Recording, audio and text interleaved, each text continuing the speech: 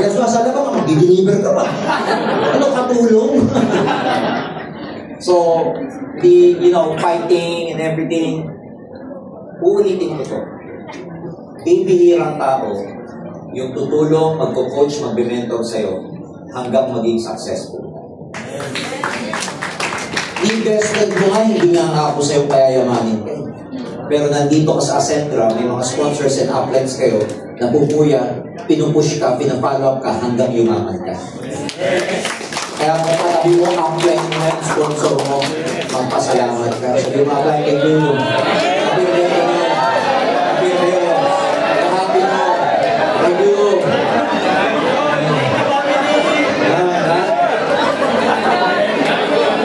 Sabi ng isa, nakita ko yung mukha. Thank you.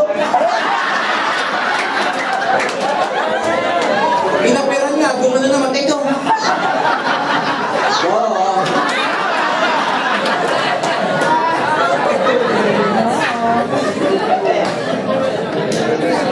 Again, anong tawag natin sa rejection?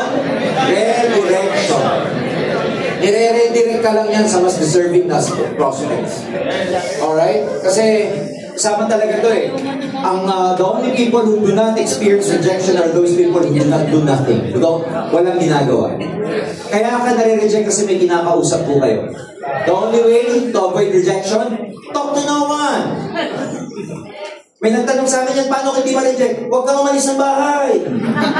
Wala kang rejection, wala ka rin pera. Sa buhay naman, give and take lang yan eh. Cause and effect lang yan. May gusto ka makuha, anong kapalit na makukuha? Pero hindi pwede sa universe na may gusto ka makuha na walang kapalit.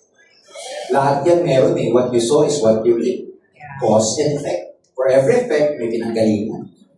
So, minsan nakikita mo, walang nangyayari sa ginagawa mo. And you feel lost. Sometimes you feel alone in everything.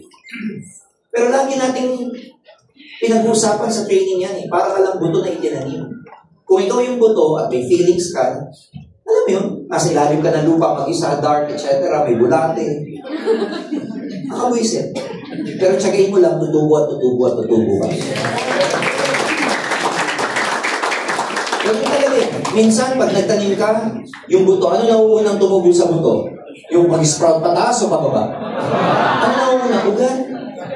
Kaya pag walang nangyayari sa'yo, those roots are just taking its course, roots. Kaya pag walang nangyayari sa'yo, yun lang. Pag nagtanim ka naman, di mo naman makikita na inuugat eh. Unless transparent yung lupa. Uy, inuugat na. Pinakita na kayo transparent na lupa.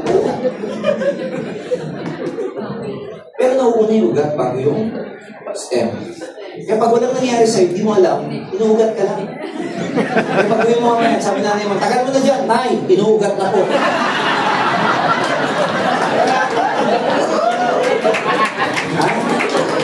Cool ka na, Nay. Cool ka na. Even yung bamboos, bamboos, when you eat the Japanese bamboos, you study them, takes them 5 years. 5 years bago mag-break yung soil. But give them 2 to 3 months, they shoot up like ang taas. Pero ano yung bamboo, kahit anong bagyo dumating, sumasabay na. Lahat ng puno, wala na, pero siya nakatulog. Kumpara nyo sa fern, yung fern, pag tinanong mo yung fern na plant sa forest, ang bilis nun. Pero ang bilis din, mabunod. Bamboo takes 5 years. Pero they serve different purposes sa buhay. Kaya minsan pag wala ka nakikita, ganun talaga merong tinatawag na gestation. A period of time necessary before anything can come into form. Ano Tagalog nun? Yun na yun. Gestate, parang panganganak, takes 9 months. Anything or any period necessary before anything can come into form. Gestation. Kaya pag wala nangyayari, you're under gestation. Nagtatanim ka eh. Wala kang nakikita result. Gestation period yan. Paglabas nyo, sabi ng kaibigan, tagal mo na dyan, bro, gestation. Inanong anong gestation yan, no, Chef, Petron? Gestation.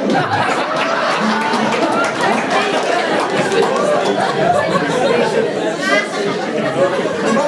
Attend ka ng asin para malaman mo yung gestation. Yes.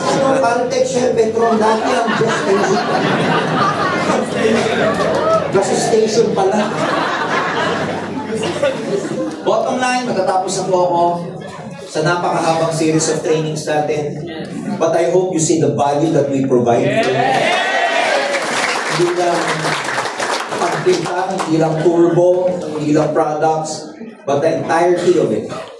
Kaya pag sumama ka dito, the whole package kasama. Mastery, vitality, protection, personal development, skills training, competence, attitude, mentality, lahat, all in one. Wala na kayong makikita network marketing company as a Cedra because we are a solution company. Your victory pag ikaw yung piloto isn't found in the clouds. It is programmed on the ground.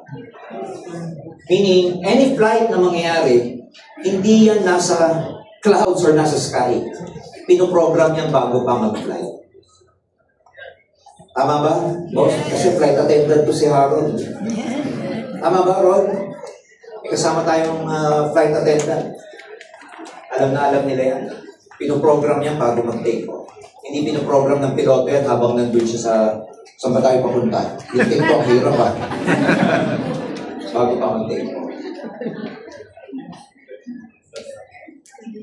At nung pagkakamali na pwedeng gawin ng mga piloto o tayo bilang networker, remember this, lagi niyo pong tatandaan sa kultura ng Ascendra, yung sasama sa inyo isang tao lang, pwede niyo makita isang tao lang. Pero sumasama to dahil sa mga pangarap niya. At kasama sa pangarap niya yun, yung mga mahal niya sa buhay. Huwag niyong titignan ng isang taong sumasama sa inyo isang tao. Lagi niyong titignan kasama niya ang pamilya niya. Eh kung 10 ang anak niyan, pang 11 siya. Buong angka ng kasama niyan. People, they go into our program, they buy the enrollment packages and everything, not because for themselves alone. Visibly, hindi nyo makikita yung kasama nila, pero sa likod ng kanilang mga back of their heads, their families are with them. Huwag nyo tingnan na yung tao, isang tao lang. Pamilya yan ang sumama sa inyo. Kaya buong pasahero nyo yan. Kaya ikaw bilang piloto, napakalaking responsibility.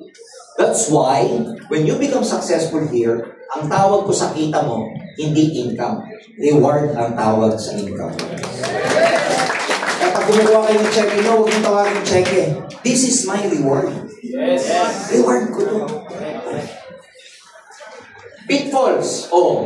Yung rookie pagbago. Pre-flight, tumihinto. So ano dapat ang gawin? The rookie strap, don't stop. Pre-flight. Matake off pa lang, sinto na. Di ka pa nga nagre-recruit. Di ka pa nga nagdadala rito, ayaw mo na. Pagka-payin mo, ayaw mo na. Rookie strap ang tawag doon. Don't stop, pre-flight.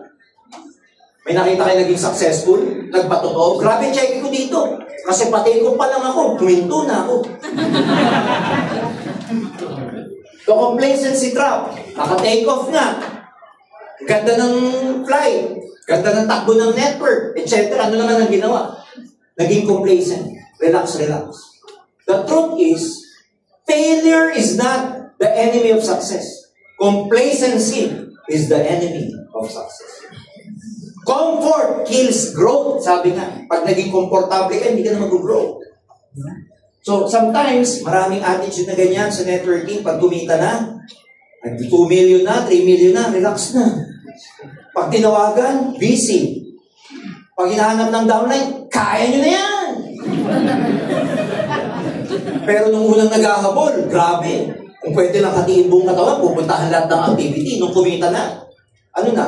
Kahit na walang meeting, ano sabi? Busy ako eh. Pero busy nanonood ng Netflix. Nagiging complacent. Don't stop mid-flight. Hindi ka makakarating sa destination mo mid-flight, tuminto ka, boom! And number 3, the attrition stop, don't stop in turbulence. Sometimes, yung flight, nasi-shake, nalalagasan, yung iba humihinto rin. Don't worry. Pag ito na-experience nyo, we are here to guide you and support you and help you to rebuild again. Para mag-ignite ka ulit. May solution na tayo dito. Don't worry about this. Ang amin lang, don't stop in turbulence. Huwag kang ihinto during troubled times.